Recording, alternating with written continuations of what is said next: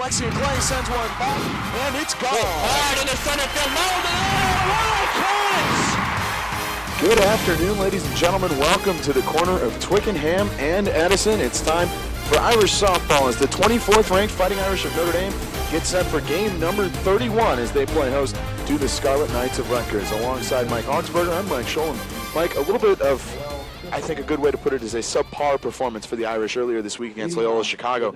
But the good news was Sadie Pitzenberger keeps her hitting streak alive. Right, Deanna Gumpf was very frustrated yesterday when I spoke with her in her softball office, and she said they just came out a little bit flat. Everyone except for a few players, and Sadie Pitzenberger was one of them. Pitzenberger extending her hitting streak to now 25 games. That's a school record. And really, Deanna Gumpf has said that she has come such a long way from her two injuries. She's torn that ACL twice, has never made it very deep into Big East play, and she's really making up for lost time now, leading the team in batting average with a .434 clip and also in at-bats. She loves to see the aggressiveness from her left fielder. Now Rutgers is going to come in. Rutgers does well here as well. They took a game away from them in 2008, if I'm not mistaken. So Deanna Gumpf is going to be wary of Michael Messina, their sophomore outfielder, and of Nicole Lindley, their pitcher, but they're looking for big things in this weekend series. Well, we will take a quick break, and then we'll be back with starting lineups in the first pitch. You're watching Fighting Irish Softball on UND.com.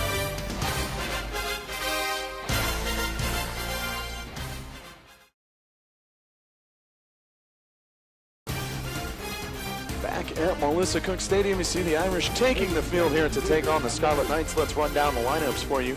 Leading off for Rutgers will be the designated player, Michael Messina, followed by the center fielder, Jennifer Meinreich. Batting third will be the third baseman, Brittany Lindley.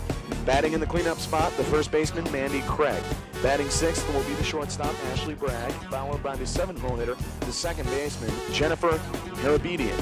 Batting seventh will be the left fielder, Mackenzie Alden. Batting eighth, the catcher, Casey Madden, and in the ninth spot, the right fielder, Lindsey Curran. On the mound for the Scarlet Knights, Nicole Lindley.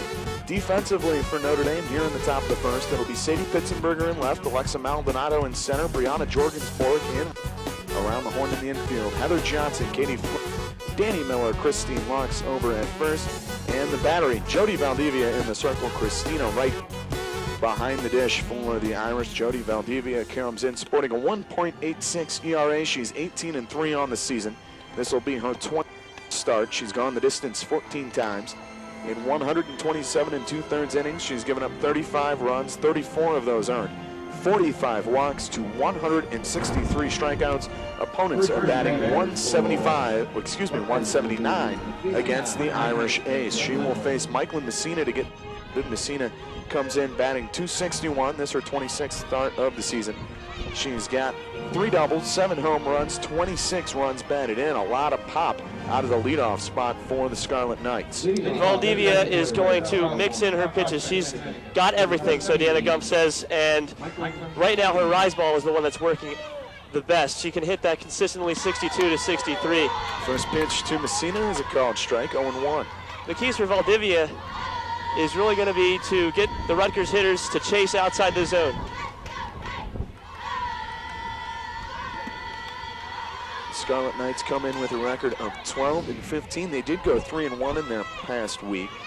They played both Princeton and Stony Brook. The highlight coming when pitcher Holly Johnson no-hit Stony Brook earlier in the week. They split with Stony Brook and then swept the Princeton Tigers. Yeah, Jay Nelson's done a great job of resurrecting this team. The 0-2, just a little bit outside. I think the Irish thought they had it, but 1-2 the count to Messina. 5 wins in 2005, 15 wins in 2006, and they replaced their coach with Jay Nelson, who was an assistant at Seton Hall for 10 years, and he's been doing great things with the Rutgers Scarlet Knights. That one fouled up and out of play. Messina's been looking good of late as well. In the last 6 games, she's got 3 home runs, 7 RBIs. Lots and lots of power in the right side, but she's still a scrappy player, Mike. The 1-2 from Valdivia is outside for a ball, brings things even. 2 balls, 2 strikes. Messina, one of 4 children. Her parents split when she was younger and chose to attend the State School of New Jersey. Another foul ball, and already a great at-bat from the Scarlet Knight leadoff hitter. Yeah, she was really versatile in the field in high school, but now Nelson likes to use her as a DH. And today, that's exactly where he's got her in the leadoff spot. The 2-2 misses away, brings the count full. It looked like she thought that might have been ball 4. Lost count of the number of pitches. Valdivia rocks and fires the payoff pitch, swinging another foul ball. So already a long at bat here. And I think that's got to be part of Rutgers' mentality, is to make Jody Valdivia throw quite a few pitches. Right, they want to make her throw more than 65, 60, 70 pitches. Corners up as usual. Look how deep Pitzenberger is in left. Our second payoff pitch is a swing and a miss for strike 3, and Valdivia gets Messina down swinging for the first out of the ball game. That looked like a little slide piece from Valdivia there. One of her 5 pitches. She's got a backdoor, a screwball, a curve, a change, and that backdoor is the one that's the slide, and that one caught just the outside corner of the plate. If it did, it may have caught Messina chasing. That'll bring up Jennifer Meinheit. She slaps one back up the middle, picked up by the second baseman Miller over to first for out number 2. So after the long at bat by Messina, Meinheit is retired on 1 pitch. Oh, that's a great at bat, or I'm sorry, a great fielding play from Danny Miller at second base, because she has to get her entire body in control as she backhands that ball, and did a great job. I mean, her momentum could easily have carried her over past second base, and it would have been a much more difficult play. 2 outs, no one on for Brittany Lindley. Lindley takes a called strike over the inside corner. Lindley is the third baseman for the Scarlet Knights, and then her sister Nicole is in the circle today for Rutgers. Lindley, the sophomore, played varsity softball as a 7th grader. That one a little high for a ball, 1-1. And she started all 56 games last year at third base for Jay Nelson. What an amazing pickup she's been. And, of course, her sister Nicole had something to do with her recruitment, I'm sure. The 1-1 flied into right. Jorgen's board broke the wrong way at first, but was able to get back and make the catch. So for the Scarlet Knights in the top of the first, there's nothing across. After a 1/2 inning, it's Rutgers nothing, Notre Dame coming to bat. This is Fighting Irish Softball on UND.com.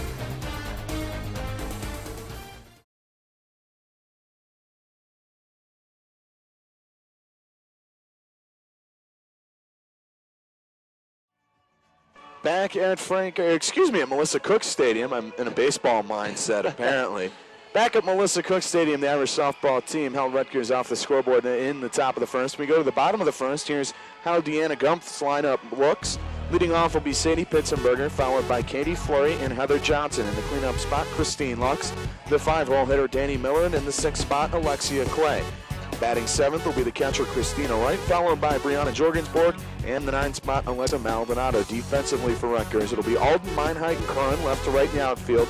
Brittany Lindley over at third, Bragg at short, Harbedian over at second base, and Craig at first, and Nicole Lindley in the circle, and Casey Madden behind the plate for the Scarlet Knights. Yeah, Mike, I'm not sure Frank Eck played softball here at Notre Dame. Leading off the Irish, junior left fielder from It'll be Sadie Pitzenberger to get things started for the Irish. We mentioned the 25-game hitting streak coming in, batting .434. That one slapped to short. Bragg up with it, fires across, and retires Pitzenberger by a step or 2, 1 away. Nice play from Bragg. Pitzenberger's got a lot of speed heading down that first baseline, and she likes to swing at the first pitch a lot. And Bragg, the freshman out of Middletown, Delaware, she went to high school at Caravelle Academy. It just has an amazing tradition of churning out baseball and softball players out in the middle of the state. 1 out, nobody on for Katie Fleury, who takes a first pitch ball. Fleury comes in batting .373.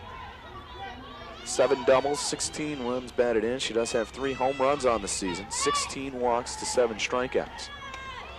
The 1-0 inside, now 2-0. And getting back to Sadie Pitzenberger's at bat, great stat from Alan George earlier today. That is her 100th at bat this season, and only 3 times has she not put the ball in play. Wow. That one swung on and missed, 2-1. Just amazing resilience, and Deanna Gumpf has said multiple times that Pitzenberger is a one of a kind, once in a lifetime type player. And what she's been able to bounce back from. 2-1 down the left field line. It'll be fair to get all the way to the wall. Fleury will round first. She'll head into second base with a double. And the Irish have something cooking here at the bottom of the first.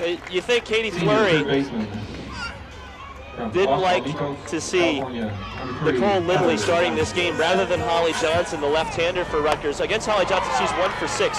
Against Nicole Lindley, she's 3 for 4 coming into today. Now 4 for 5 with a home run, 2 RBI, and now a double in her career. And the Irish have what they like to see, a runner in scoring position for Heather Johnson. The third baseman takes a called strike over the outside part of the plate. 0-1. Johnson batting .386. She's got 10 home runs, leads the team. Also 32 runs batted in.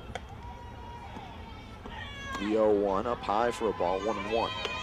Johnson's had quite a surge of power in her career. 2 home runs as a freshman, a shortened 2008 campaign with only 1 home run, and then 6 last year. Now she's got 10. Swing and a miss on the changeup, 1-2. Johnson slugging .784 and is a major part of the reason the Irish as a team 4th in the nation in slugging percentage at .599 entering the week. Yeah, she's tied for first in the Big East with 10 home runs. And this is outside, 2-2. And she's had to overcome a bit of adversity herself with a season-ending injury in early 2008, the 12th game of the season. Bounce back to hit .356 and start each of the 60 games the next year. The 2-2 back up the middle. It kind of eats up the shortstop Bragg, but she's got plenty of time to make sure she retires Johnson. Fleury moves up to third. Runner on third, 2 down for Christine Lux. That kind of rolled up the arm of Bragg, and I'm not sure if that took a bad skip off the dirt or if she didn't get her arms extended. We could take another look at it. But I do know that at Carroll Academy, where she hails from, they drill that into the players. I'm not sure that wasn't a bad bounce for Bragg, but she did a good job of staying with that ball. First pitch to Christine Lux, misses low and away for a ball. Lux batting .346. She's got 9 home runs, slugging .741. She fouls that one back. It might have caught her foot or the catcher, hard to tell from here, but either way, count now 1-1. And Lindley's had Lux's number, 0 for 7, 3 strikeouts. The 1-1 misses high and tight.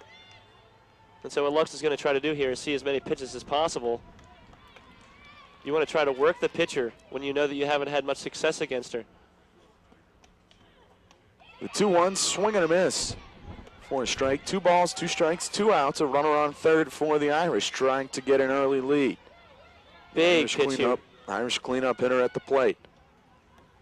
Here's the 2-2. Swung on and fouled down the left field line over towards the batting cages. Absolutely beautiful day here in South Bend. In the 70s, sunny. As the weather report on our box score says, the weather the way it should be.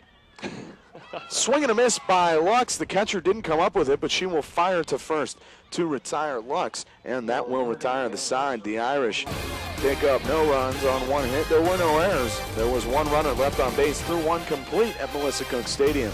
Rutgers and Notre Dame scoreless. This is Fighting Irish Softball on UND.com.